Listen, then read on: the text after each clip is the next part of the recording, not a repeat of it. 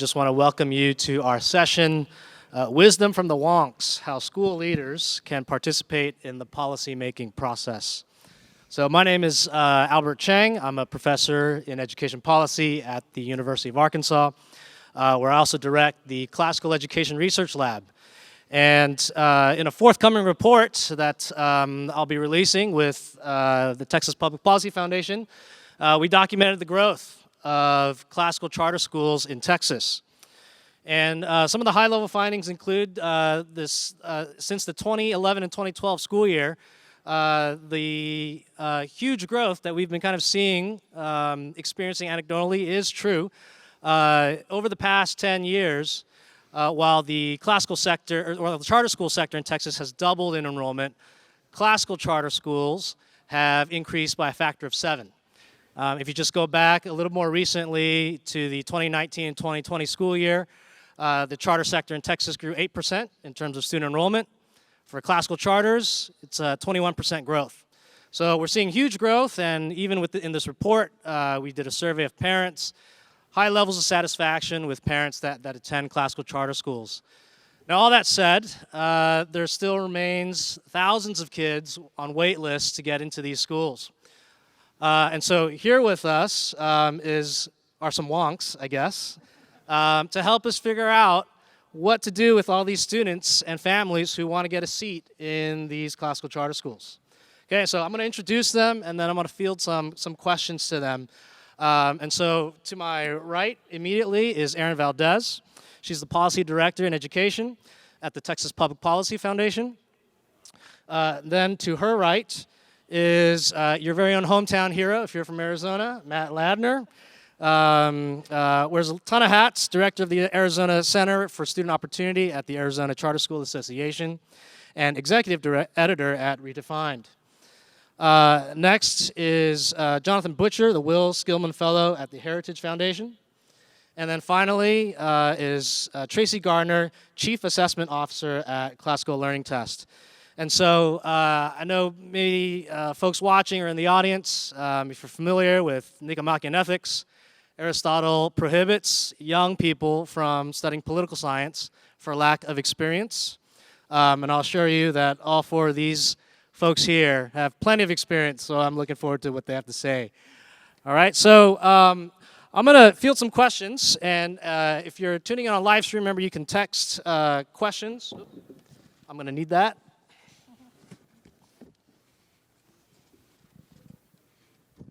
And then also after I ask a few questions that I have for our panelists, we'll open it up for a larger discussion with the audience here. Okay, so some of you were here for an earlier panel on just school choice policy and what's going around in the nation. Just to get everyone else up to speed in case you weren't here. So Jonathan, you kind of have this national view of what's going on in each state. Can you just get us up to speed? What's going on in separate states as it pertains to school choice? What new legislation is out there? What's going on? Well, thank you, Albert, and thank you to Great Hearts for having me and for having this panel. And with your opening remarks, so Aristotle would allow me to talk about politics because I'm old? Is that what we're saying? I'm experienced. It's just correlated with age. I just want to make sure I've got that straight. So I'll give you 3 things that are happening nationally right now that can help to frame this conversation about education that really has taken on all sorts of new features since COVID-19. So first is choice, the second is achievement, and then the third is politics.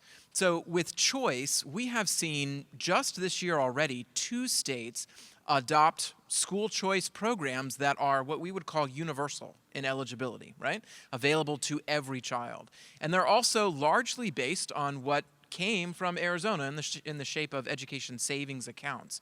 So we're no longer really just talking about attending a new school today. You're talking about shaping a child's experience using something that allows you to buy more than one product or service at the same time. And that's really what we saw really come out of Utah and Iowa, although there's a little more focus on private schools there. But nevertheless, right, the conversation when state lawmakers today are talking about school choice, they're talking about making it available to everyone, right? Happened in Arizona here last year, happened in West Virginia prior to that. Prior even to that, right, there were efforts in Arizona on this, very expansive issue, right, for a long time.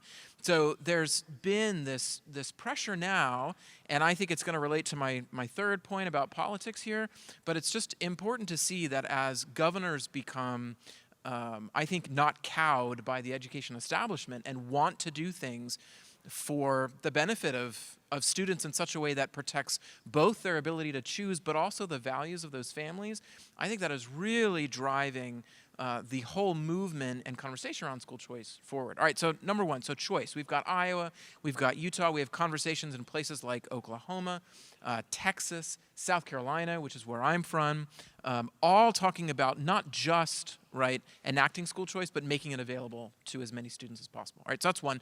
Two is achievement. And I think this is coming right out of COVID-19. I mean, we have to be very honest at this point. Well over 1 million kids are not in the public school system anymore. That's a big number, right? As we look comparatively about the shifts in public school enrollment over the years. Parents are not happy. They're not happy with what they saw during the pandemic. They're not happy with the way that traditional district schools managed that crisis. I mean, and it was a crisis, but the district schools, assigned schools, had an opportunity to deliver, and they didn't. And so now I think parents are looking for quality. And they may not define it as quality, they may not define it as achievement, but I can tell you that's what they're looking for. They are looking for schools that are delivering math, reading, history, all of these quality subjects so that students are learning. All right, number three, and I'll finish with this one, is you can call it politics. I mean, I think on the last panel someone said, can schools not be political? And I would just argue that today, if you are a school that is teaching that slavery was a form of systemic racism in America's past that does not define America's future, you're being political, right? 10 years ago, I would argue that would pretty much be run-of-the-mill. But today, you're actually taking a stand against what we call diversity, equity, and inclusion, right? And now you have taken a side, and I think it's an important side.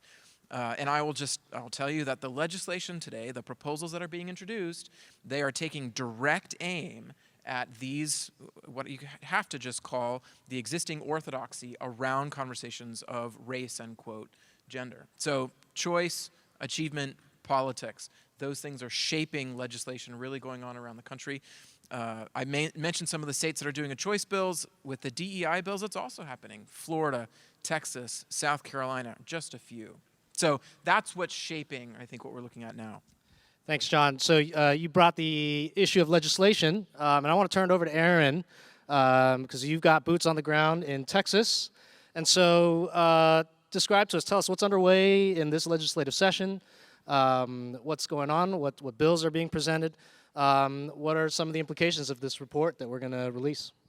Thank you so much for having me, and thank you to Great Hearts for this wonderful conference. I come to this as someone who has been a part of the classical movement for basically my whole life. My family started homeschooling me in Florida before it was legal, and that was back in the 80s, to date myself a little bit here.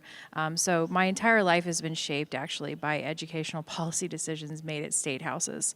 And Florida, made great strides ahead of where it was in the 80s. By then, we'd moved to Texas, and we were I was homeschooled in Texas. And so I come to this as someone who cares passionately about the classical movement, as a former teacher in the classical movement. I come to it as someone who's shaped by homeschooling as a child. And so there's no more exciting time to be in this space, at this nexus, than right now. And to be in Texas, where efforts at universal school choice have floundered in the past, right, for all kinds of reasons that we can unpack. To be here now is such a blessing, and I just want to convey one thing to this audience, which is this is a massive opportunity to throw fuel on the kindling fire that is happening with classical education. This grassroots movement that was not, funded by any major funder. It was completely parent-driven. This is a chance to return to parents who may not have the means to educate their children in the way that they feel called to do so. And so I just encourage everyone to become more educated about that. In Texas, we have a massive effort underway. Last week, Governor Abbott named universal education savings accounts as one of his 7 emergency items or his priorities. This has never happened before. This means that the governor can encourage the legislature to pass the legislation that he wishes to pass. He can call them back into special session. And he has been touring the state, visiting districts in rural Texas at private schools, encouraging parents to learn more about ESAs and how they could benefit their communities. This has been very strategic, and we feel that it's having a huge, huge impact. Last week, there was an event at a school in Temple where over 600 parents and students showed up on a Monday night. It was a holiday, school night, to learn more from the governor about this. This is the kind of bottom-up energy that we're seeing in Texas. The legislature's makeup in terms of the committees, the relevant committees that bills will be going to, is favorable, but that doesn't mean that anything is a slam dunk or that anything's a foregone conclusion. It just means we need to put the pedal to the metal even more, and we need more support from folks who have gotten informed and then gotten engaged. Thanks. And so I want to turn this to Matt here, and then I want to ask the same question to Jonathan. So, Matt, I mean, this is, we're in the Wild West of school choice, is what Arizona used to be called. I guess maybe it still has that moniker.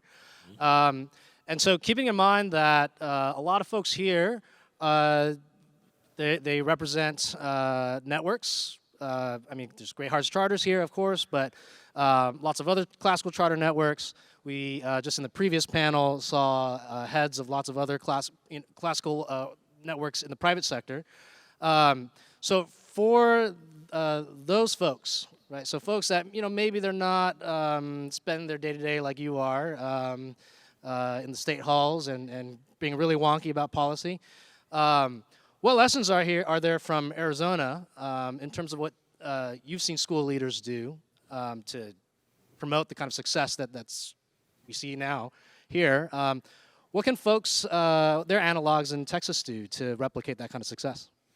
Yeah, Arizona lawmakers, the ESA program that they just made universal is actually like our 4th form of universal choice in some ways. In 1994, we passed a charter school law, a very liberal charter school law, a very robust one. Everyone can access that. They also passed an open enrollment law, and eventually, because of the other forms of choice, that became a universal form of choice. Right now, about a quarter of the students in Scottsdale Unified are there without living in the district. That's very unusual and very delightful.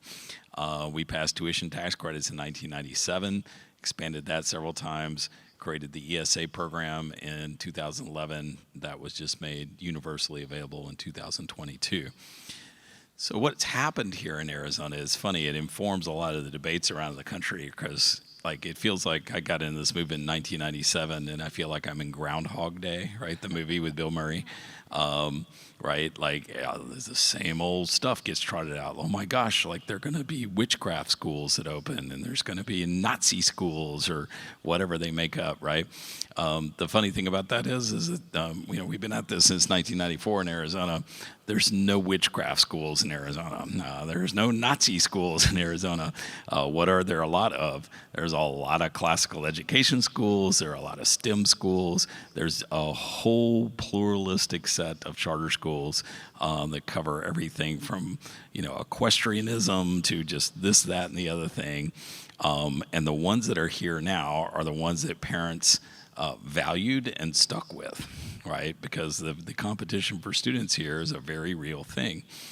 And I would say that the unique thing about Arizona is that unlike in most states around the country, our charter school law we do have, kind of the classical inner city charter schools, but we also have models of charter schools that are very appealing to suburbanites.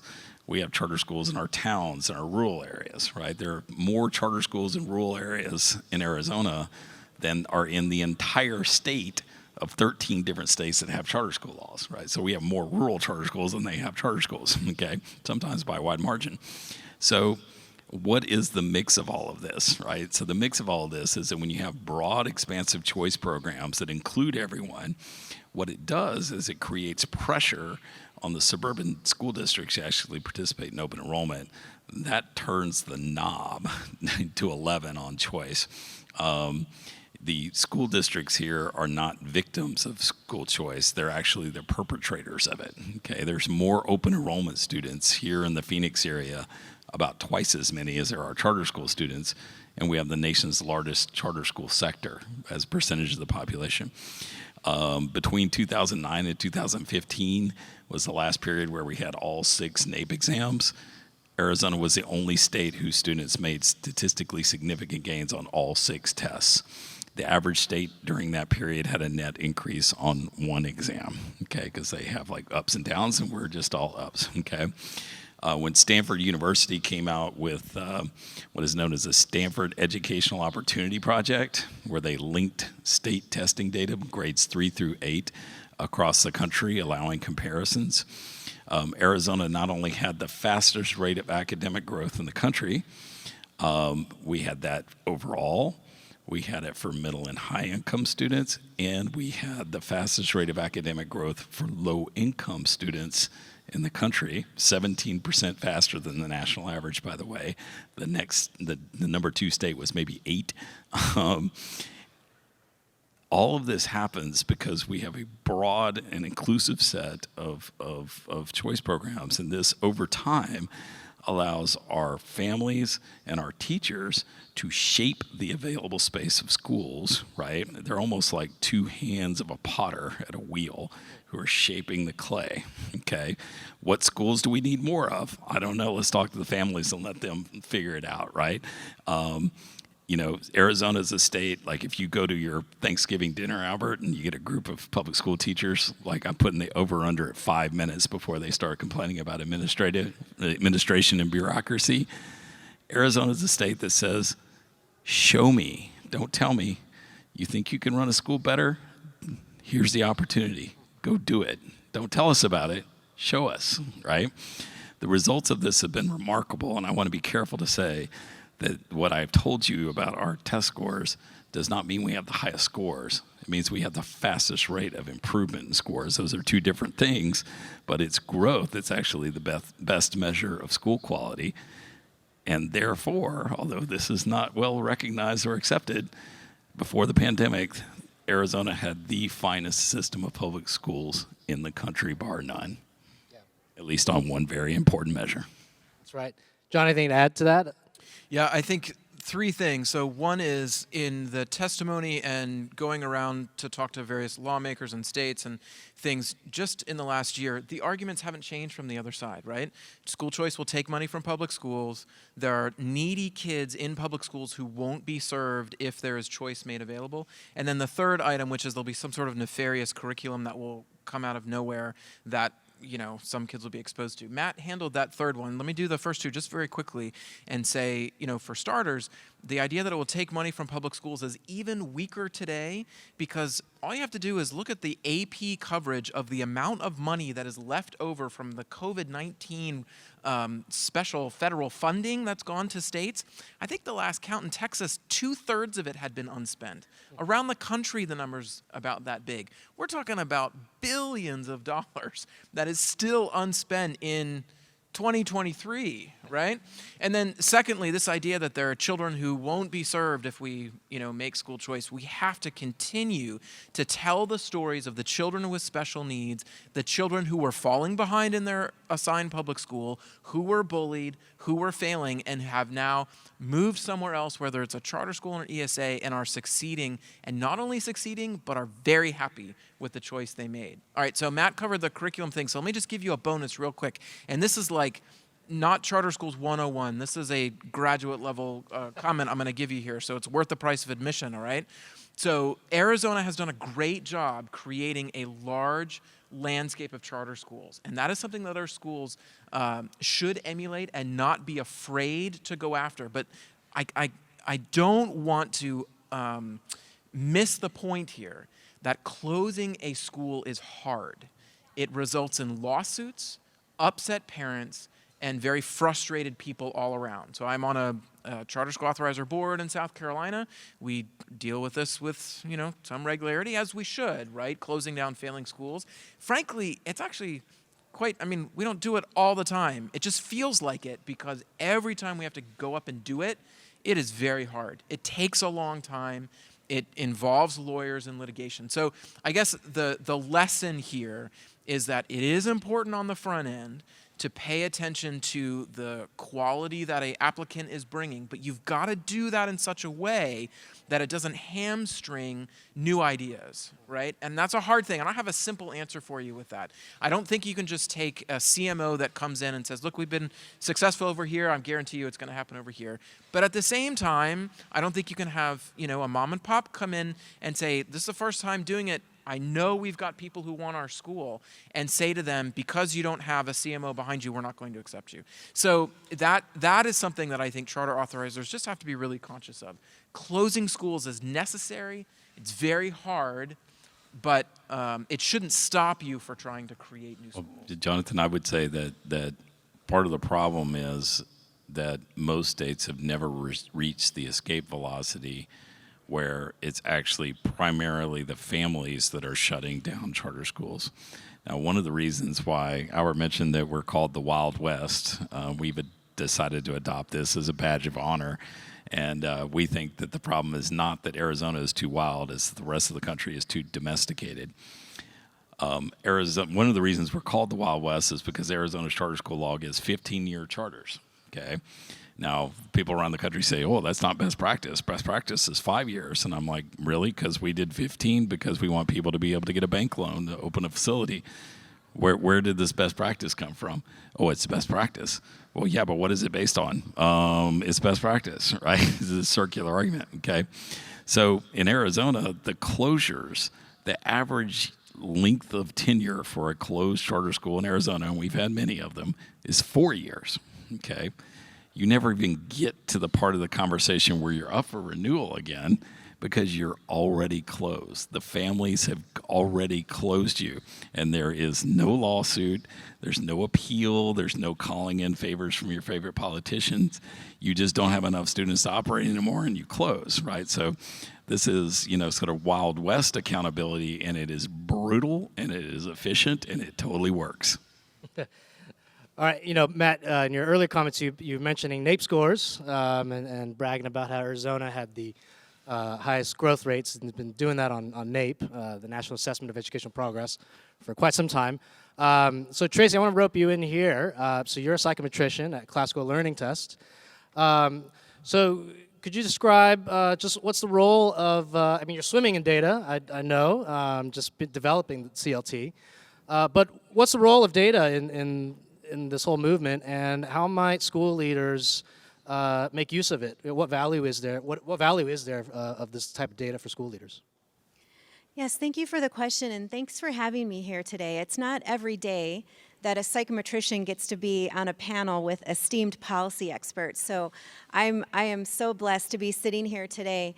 My PhD is in research methodology, and I've been either researching or building tests for almost 30 years, since 1996.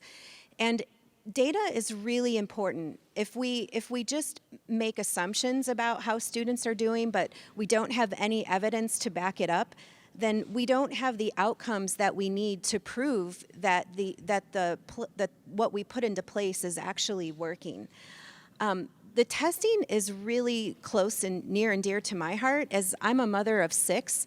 My husband and I began on a homeschooling journey in 2013 to homeschool our children because the public school system wasn't working for us for a variety of reasons. So we started out on our own, and we began homeschooling our kids, and we tried to do the things that made a lot of sense and putting them in front of great literature and projects and nature walks and science projects.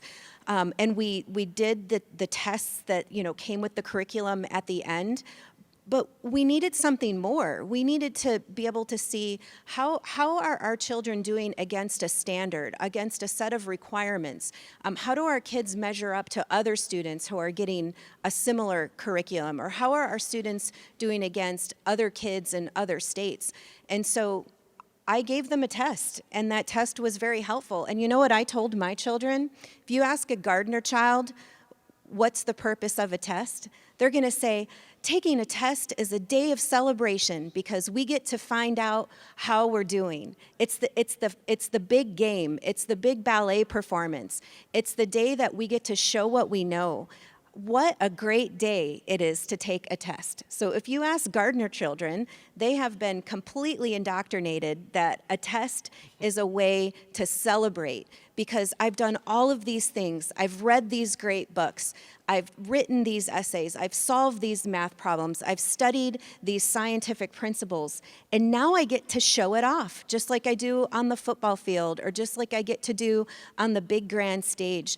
And I think if we as educators looked at testing as a day of celebration to be able to learn about what are our strengths and what are some areas where we need improvement, I don't think tests would be so negative.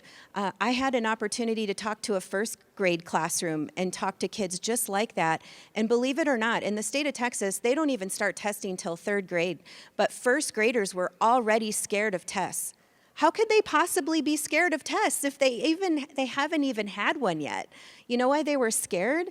Because it was conveyed to them that testing was bad or testing was scary. But if we approach tests the way that we approach performances, like the beautiful choirs that we've gotten to witness over the past couple of days, and it's a way to show what you know, then maybe kids wouldn't be so afraid of them, and they can use the data in a way that makes sense.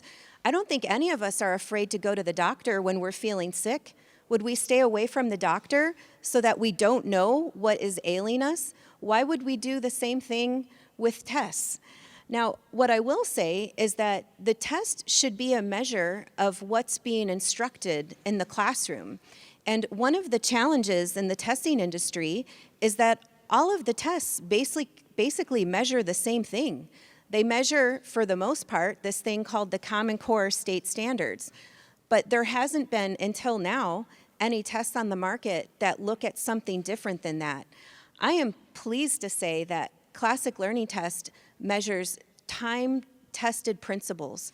We have great classical literature and philosophy and politics and the founding documents on our assessments. And it's kind of a funny story to say, but I had been in the testing industry for over 20 years before I even heard of CLT. CLT was launched in 2015 by a very brave educator that wanted something better for the students in the Catholic school that he taught in. He was noticing that students at his Catholic school didn't want to take apologetics or philosophy or great classical literature because there wasn't an AP exam that was aligned to it that would get them college credit for that exam. So he was brave and creative and went out there and started an assessment in 2015. I didn't hear about it till 2019 from a Wall Street Journal article.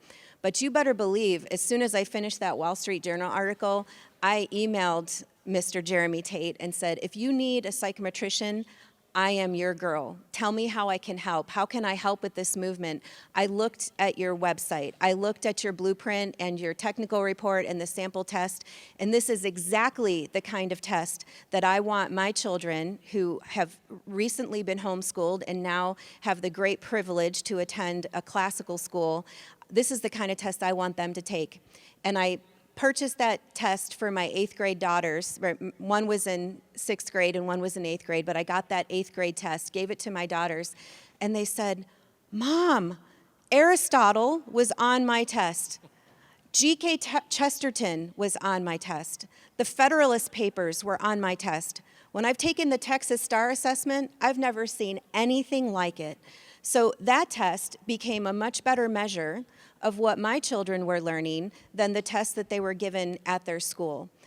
So when Jeremy offered me a job to come to CLT to build tests for them, I took it in a heartbeat. And I'm excited to tell all of you that we are launching tests for grades 3 through 6 this spring. We're field testing so that schools that want a content-rich curriculum that's grounded in great classical literature, grammar, mathematics skills, those kinds of things, there is now a test for you. And so that data will be meaningful. And we've tried to make the data connect back to your state standards. We have growth measures on there. We have lexiles and quantiles so that you can see how your children are growing in reading and mathematics instruction over the grades, so that you can have the kind of test that measures the kind of curriculum that you're giving. Tests are not the most important thing. There's so much more that we've heard from Dr. Scoggin, that we've heard from so many more of these speakers here. But it is one important measure. If you're not able to measure what your students are learning, then you're not able to provide that outcomes-based data that parents need, that legislators need, that people who are giving you foundational money to help your school grow. If you don't have evidence, they're not going to believe you, so you need that evidence. So I would encourage you all to look at ways that you can still get measures of assessments of how your students are doing, and then combining that with other kinds of data, survey data, on how children are performing in the classrooms in terms of the more of the human flourishing type elements that you're looking for in your children, and then continue to track those children into kind of decisions they're making as they're going into higher education and beyond.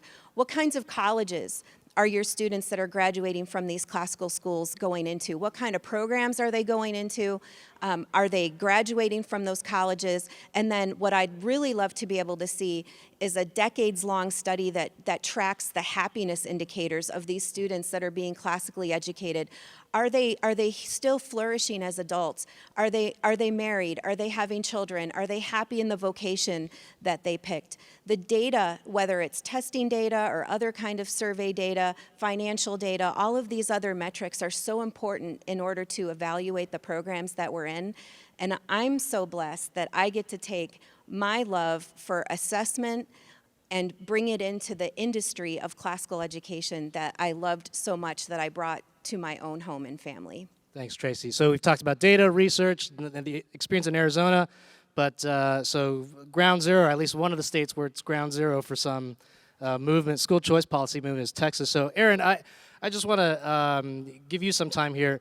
How can school leaders in Texas right now get involved in advocating for themselves, telling the story of classical education, whether they're in charters or private schools or homeschooling? What would you like them to do for you? Well, thank you. So I think the first thing is just to get informed and get educated. That's the most important thing.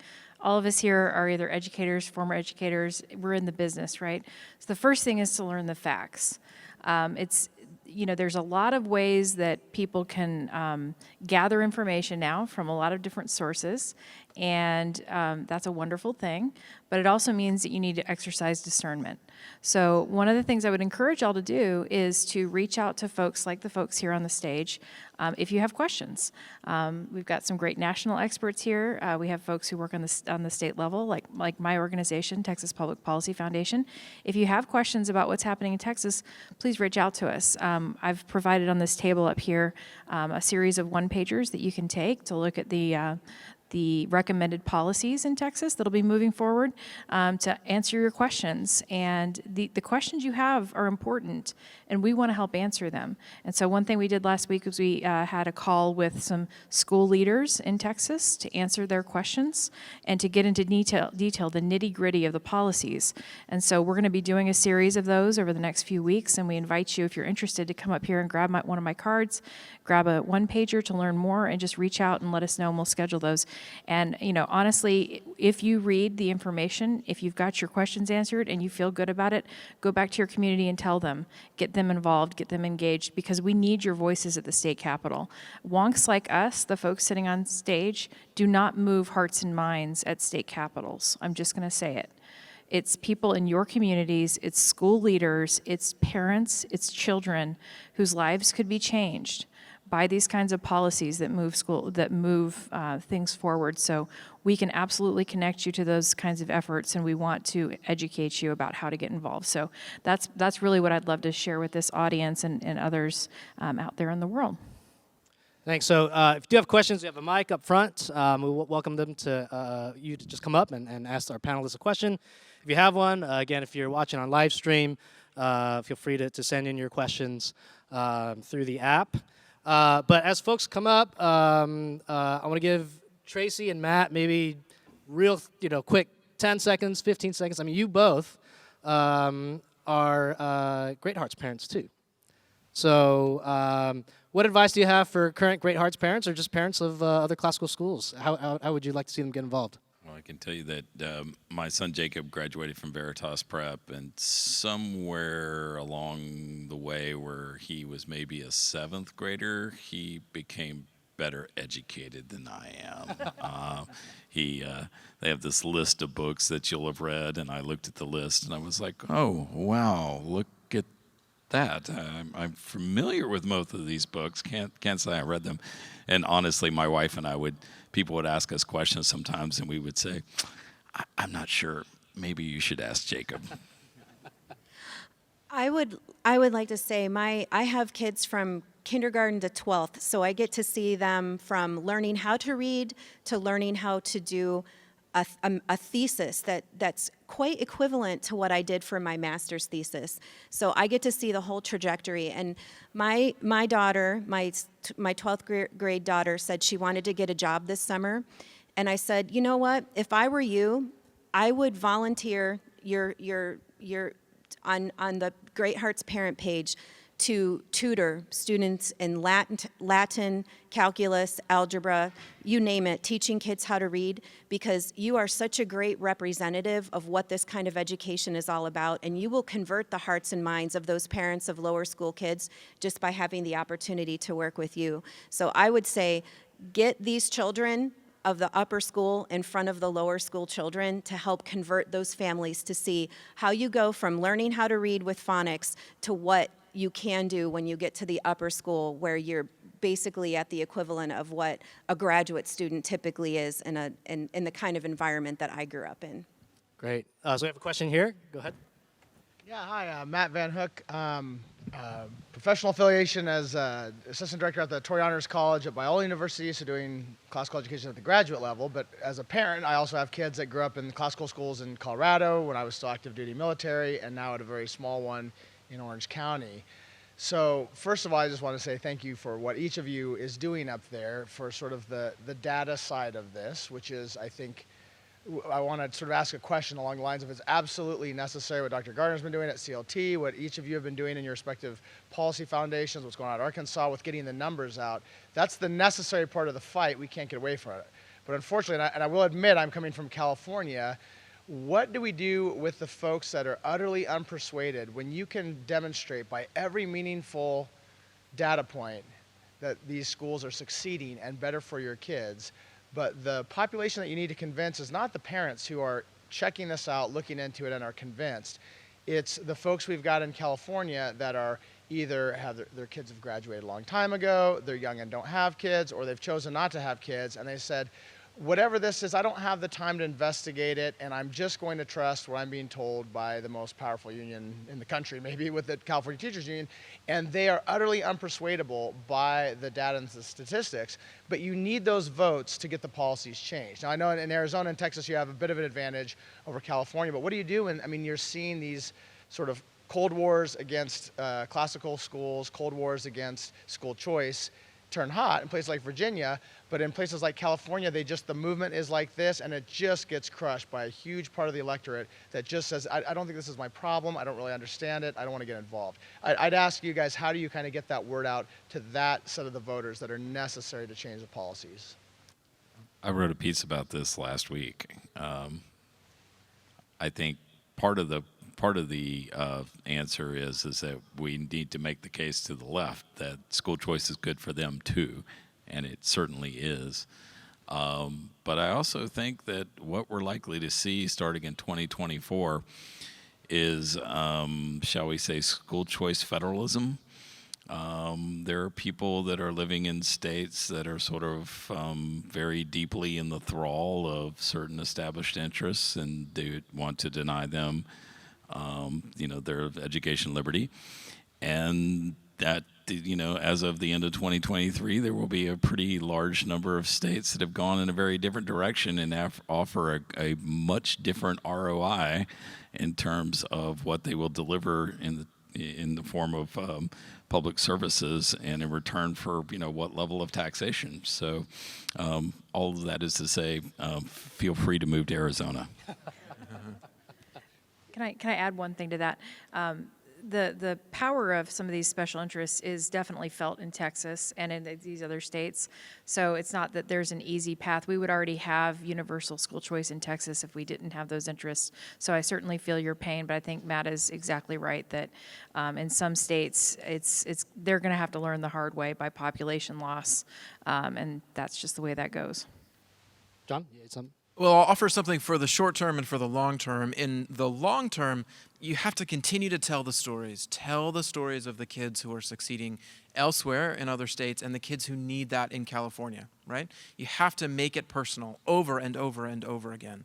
And I can tell you, I'll offer it from experience that I know of state lawmakers who were, sat through testimony and heard all the financial numbers and the student achievement numbers, but then in a hallway they were shown a video of a kid with special needs who needed this and changed their mind, and so voted for it. So that's the long term. In the short term, in California, I think it's worth pointing out that group, and now I've forgotten their name, but it has something to do with fully funding schools, was pushing for a huge tax increase on the wealthy in California. Governor Newsom said that thing was dead on arrival. And that particular proposal for a massive tax increase, it came from something the AFT was doing about 3 years ago. Worth pointing out, right, that the teachers union brought something so aggressive in terms of a tax increase that even Gavin Newsom said it was dead on arrival. Worth pointing that out in the short term, right, that there are those who are trying to do something else in education than soak the rich. Great. Yeah, go ahead, sir. So it seems to me that the two major sort of education policy initiatives of the right over the last 30 years has been choice and accountability. But accountability is sort of predicated on the idea that we're going to have standards, then we're going to test to that, which necessarily closes off opportunities for choice. So as these two things continue to grow and develop, how do you keep them from being at odds with each other? They are in tension with each other. There's no doubt about that. The idea that states should all have one set of academic standards that everyone should follow and that we should test them based on those academic standards is somewhat like Henry Ford saying you can have a Model T in any color you like so long as that color is black, right? That the urge to standardize education and to provide pluralism in education is difficult, right? These things are not complementary necessarily. I do agree with what was said earlier. I mean, we do want, at least I want, to have a certain level of academic transparency in the system. But that doesn't mean that I feel like the urge to dictate to everyone exactly how they do everything, and that there's one true way, and it's going to be reflected in Arizona State academic standards, right? So I think one of the ways we tried to address this a few years ago in Arizona was actually to create a menu of assessments that would allow people to pick from different tests. I think that's a positive step in the right direction. You'd be amazed at how much resistance there was to this idea in education reform circles, right? You would think we were talking about trying to sacrifice puppies to ball in the backyard of the schools or something. But I mean, we have different types of schools that are doing different types of things, and we ought to have testing systems that are flexible enough to reflect that. And we're a long way from that now. I would also challenge the whole assertion that what we're doing in testing in this country right now is, quote, accountability in even any meaningful way. People don't lose their jobs because of doing bad. We don't close district schools because they're doing catastrophically. The other day it came out in Baltimore, there were 23 schools with 0 kids proficient. Wow. Well, I'm sure the hammer of accountability came, oh, that's right. they probably gave them more money, right? So, but they are in tension, and I think these things can be resolved, but we're going to have to be more flexible in the way we think about them. If I could just add to that, this is a challenge that we have at CLT because we also don't believe that there should be a set of defined standards that we measure to. So when we built the CLT for grades 3 through 6, we looked at the most common curricula we could find across classical charter schools, traditional charter schools, classical Christian schools, liberal arts Catholic schools, and homeschoolers. And what we tried to do was sort of define the nuggets that seem to be in common across those things. So things like reading comprehension, finding the main idea, being able to expand and do analysis from the reading, some of the basic core mathematics skills that you're learning and computation and pre-algebra type skills, but also more of the logic type thinking. And then what we did is we clearly articulated, this is what we're measuring, this is how we're measuring it, and here's the sample. And if this matches against what you're doing, then this is the test for you. We're not trying to be the test that meets every single need of every single student in the country, but we are very clear in defining what we're measuring, and if it's the right test for you, we're thrilled for that. So that's how we've tried to approach that in choice and testing. Great, and with that answer, I'm watching that clock tick right to 0, so let's thank our panelists for their insight.